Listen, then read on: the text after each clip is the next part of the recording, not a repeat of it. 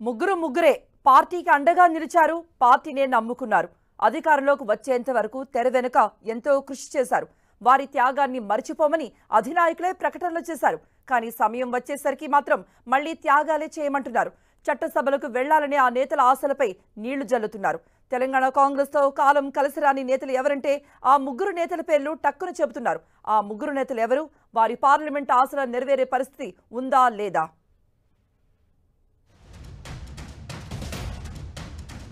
తెలంగాణ కాంగ్రెస్ లో most senior leader VH.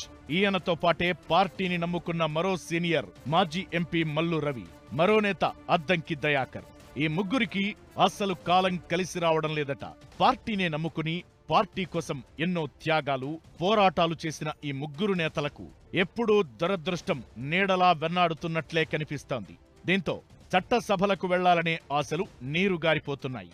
VH, Mallu Ravi ఇద్దరూ మాజీ ఎంపీలే. కానీ చాలా కాలంగా మాజీలుగా ఉన్న ఈ నేతలు ఈసారి ఖచ్చితంగా చట్టసభకు వెళ్లాలని కంకణం కట్టుకున్నారు. ఇక అద్దంకిది కూడా ఇదే పరిస్థితి. అదృష్టం తలుపు తట్టిన సమయంలో దురదృష్టం బ్యాక్ డోర్ ద్వారా ఎంట్రీ ఇచ్చేస్తుండటంతో ఆయన చేతికి అందినట్టే అందిన పదవులు చేజారిపోతున్నాయి. ఇప్పుడు కూడా ఎంపీ సీటు విషయంలో ఈ ముగ్గురికి నిరాశ తప్పదన్న ప్రచారమే ఎక్కువగా జరుగుతోంది.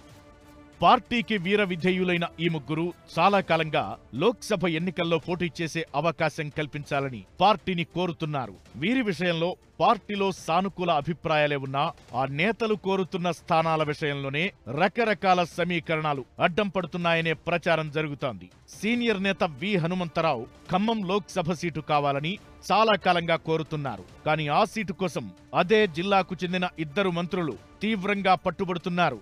డిప్యూటీ సీఎం మల్లు భట్టి విక్రమార్క భార్య నందిని, మరో మంత్రి పొంగులేటి శ్రీనివాసరెడ్డి సోదరుడు ప్రసాద్ రెడ్డి ఇదే సీటును ఆశిస్తున్నారు. ఖమ్మం జిల్లా వరకు ఆ ఇద్దరు కీలక నేతలు కావడంతో సీటు రేసులో విహెచ్ వెనకబడిపోయినట్లు చెబుతున్నారు.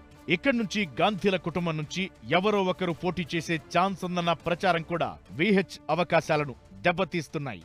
అయితే తనకు అవకాశం ఇవ్వకపోతే నిరాహార దీక్ష చేస్తానంటూ అల్టిమేటం జారీ చేస్తున్న విహెచ్ వ్యవహారం కాంగ్రెస్ లో కాక పుట్టిస్తోంది.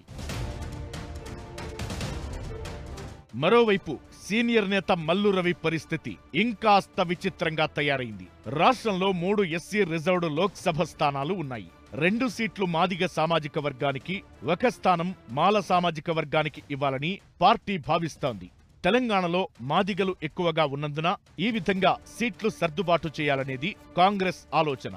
మాలవర్గం కోటాలో పెద్దపల్లి పార్లమెంటు స్థానాన్ని చెన్నూరు ఎమ్మెల్యే గడ్డం వివేక్ కుమారుడు వంశీ ఆశిస్తున్నారు. దీంతో ఆటోమేటిక్ గా మిగతా 2 రిజర్వ్డ్ నియోజకవర్గాలు వరంగల్, నాగర్ కర్నూల్ మాదిగ సామాజిక వర్గానికి కేటాయించాల్సి వస్తోంది. ఈ ఎఫెక్ట్ తోనే మాల సామాజిక వర్గానికి చెందిన మల్లు రవికి అవకాశాలు సన్నగిల్లుతున్నట్లు చెబుతున్నారు.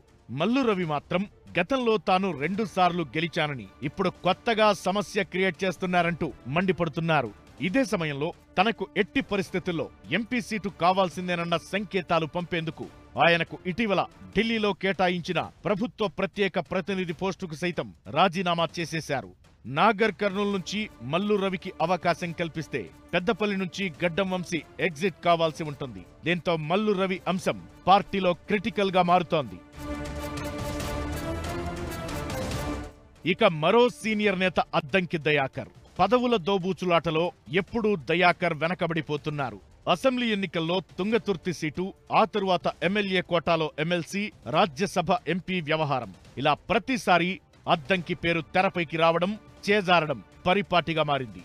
అద్దంకి లోక్సభ ఎన్నికల్లో వరంగల్ నుంచి అవకాశం కల్పిస్తారని మొదట్లో చర్చ జరిగింది. ఈయనకు టికెట్ పై పార్టీలో ఎలాంటి వ్యతిరేకత లేకపోయినా ఆయన సామాజిక వర్గమే మైనస్ గా మారిందంటున్నారు. ఈయన కూడా మాల సామాజిక వర్గానికి చెందినవారు కావడం, ఆ సామాజిక వర్గానికి ఒకే స్థానం కేటాయించే అవకాశం ఉండటంతో అద్దంకి అవకాశం కష్టమే అంటున్నారు. ఇలా ముగ్గురు కీలక నేతల విషయంలో కాంగ్రెస్ హైకమాండ్ తీవ్ర తర్జన భర్జన పడుతోందంటున్నారు. పార్టీకి వీర విధేయులైన ఈ ముగ్గురిని ఎలా సర్దుబాటు చేయాలో అర్థం కాక తలలు పట్టుకుంటున్నారు టీ కాంగ్రెస్ పెద్దలు. తొలి నుంచి కాంగ్రెస్ ఫ్యామిలీ అని చెప్పుకునే VH కు ఇప్పుడు కాకపోతే మరో అవకాశం ఇవ్వడం కుదిరే పని కాదంటున్నారు. ఇక పార్టీ విపక్షంలో ఉండగా అద్దంకి, మల్లు రవి చేసిన సేవలను దృష్టిలో పెట్టుకుని ఇప్పుడు తప్పకుండా న్యాయం చేయాల్సి ఉంటుందన్న సానుభూతి వ్యక్తమవుతోంది. ఈ పరిస్థితుల్లో కాంగ్రెస్ హైకమాండ్ ఎలాంటి నిర్ణయం తీసుకుంటుంది అన్నదే ఆసక్తికరంగా మారింది.